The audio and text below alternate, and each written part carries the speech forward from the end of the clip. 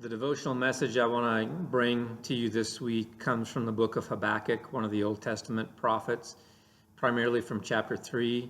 But just to give you a little bit of background of what's going on in the book of Habakkuk, is that God has told the prophet Habakkuk that he is going to bring against Israel the Babylonians because of Israel's sin, because of their allowing injustice to run rampant in their society, allowing the foreigners living amongst them, the widows, the orphans, the poor, the most vulnerable amongst the Jewish people, to be taken advantage of, bribes to be allowed and run rampant in the legal system, because Israel was allowing this injustice to be characteristic of them as a culture.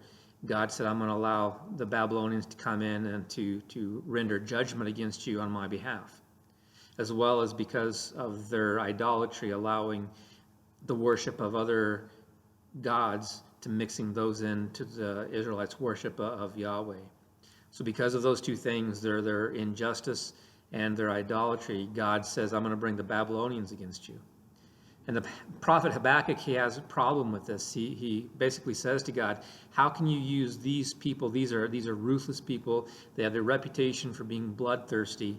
They have the reputation of just being prideful and not giving any credit to anyone else besides themselves. How can you bring this people against us to render judgment? They won't give you credit, God, for this. They will instead take credit for themselves, and they will think it's because of their own strength that they have conquered us. And God says, nevertheless, I'm going to do this. You're not going to believe it, but this is what's going to happen. And in the 3rd chapter of Habakkuk, Habakkuk finally says, I'm going to offer a prayer to God, and I'm going to wait and see what happens. And part of what Habakkuk says in his prayer, I think, is a way for us when we find ourselves going through times that we find hard to believe, difficulties. I think he gives us a way to deal with it, a way to find hopefulness and enable us to wait while we go through these difficulties. And one of the things that helps us to wait when we go through difficulties is what Habakkuk prays in verse 2 of chapter 3. He says, in this time of our deep need, help us again, as you did in years gone by. That is, in prayer to God, he's remembering. He says, help, as you've done for us in the past, do the same for us now. So one of the things that helps us to endure and to wait on God while we're going through difficulty is intentionally remembering the ways that God has shown up in our lives in the past.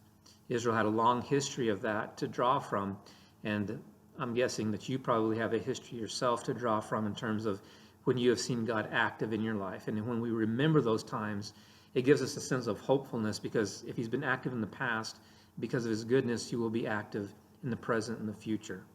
So one of the things that helps us to deal with uncertainty and difficulty in the present is to remember God's activity.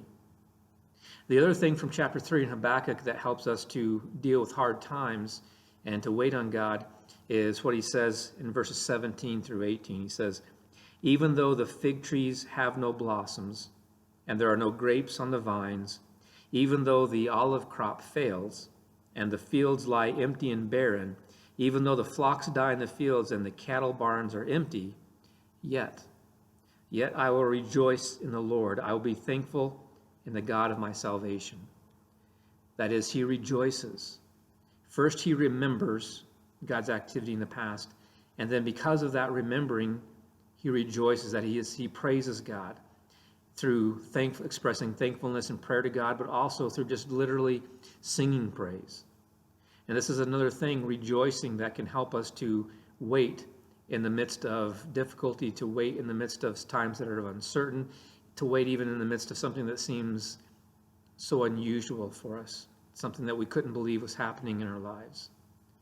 But the other R that I would add to this is to repeat, to remember, to rejoice, and then to repeat that. That's something I'm finding that I have to do, even in the midst of some my own trying times of uncertainty, times in which it kind of seems unbelievable what we're going through. So this is my encouragement to all of us. Get out Habakkuk chapter 3, read it, and just realize that the remembering, practice of remembering, the rejoicing, and the repeating of that.